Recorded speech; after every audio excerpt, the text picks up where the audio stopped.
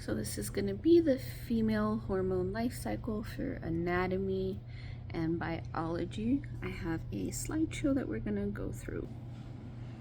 So this is going to start out by showing you the way that estrogen and progesterone go through the female life cycle. You can see it's highest here during pregnancy, and then it goes down until we reach menopause. So let's start.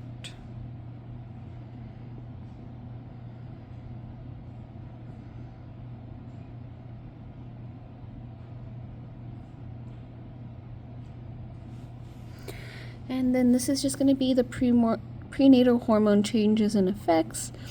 You can see as the fetus develops during that cycle.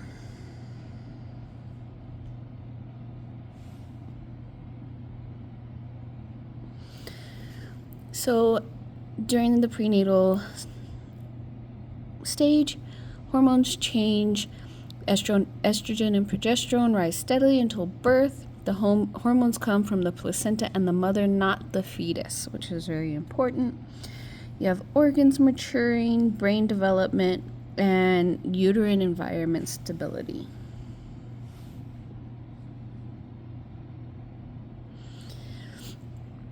Between infancy, which is 0 to 2 years, maternal hormones drop after birth. There's a mini puberty that they call it. It's a temporary rise of the follicle stimulating hormone and the luteinizing hormone. There is also a small estrogen increase, but there is no long-term reproductive development during this stage. In early childhood, which is 3 to 5 years, there's very low estrogen. The FSH and LH is suppressed. Reproductive organs grow very slowly. There's no secondary sex characteristics, and it's basically a quiet hormonal period. And then we would go into middle and late childhood, which is 6 to 12 years. The adrenal androgens rise, and the signs of this can be body odor, slight skin oiliness, which we know leads to acne. Early pubic and axillary hair, and ovarian estrogen is still going to be low during this stage. Adolescence, which is between 13 and 18 years old, this is when puberty begins and everything just starts changing. The hypothalamus activates the growth hormones.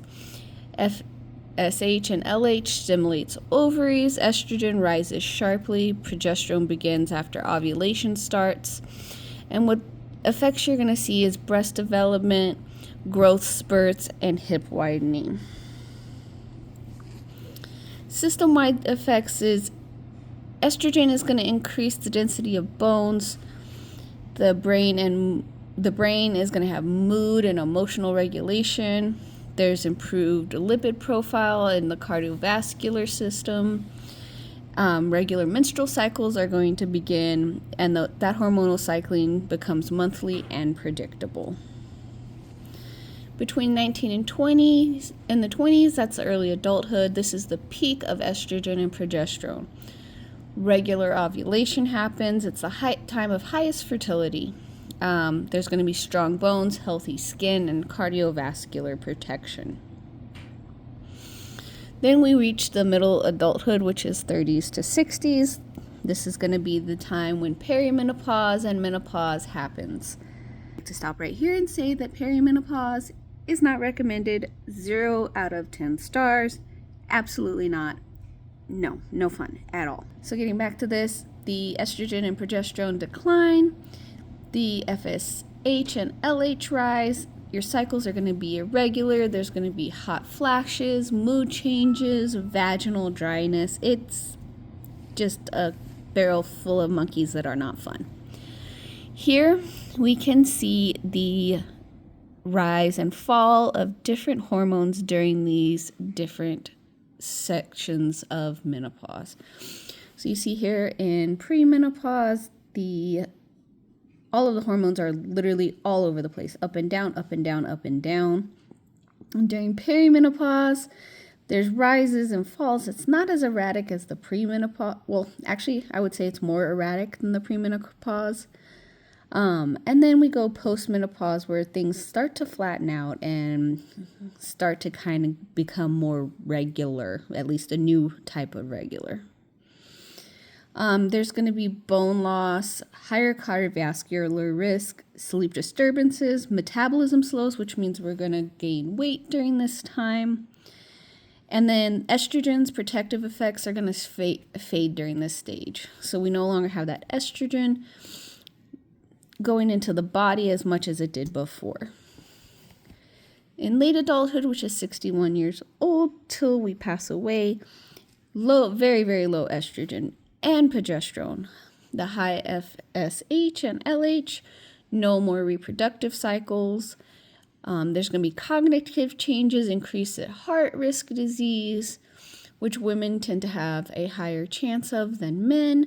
We're also going to see continued bone loss. One of the disorders that occur in women with effects of the hormones is going to be the polycystic ovary syndrome, which is PCOS.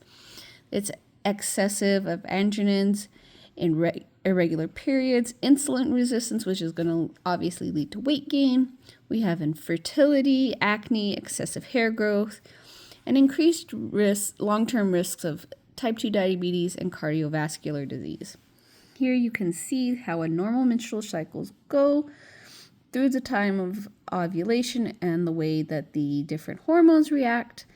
However, in PCOS, you can see it's literally flat lines. There's no spike like you see here around day 14 in the normal menstrual cycle.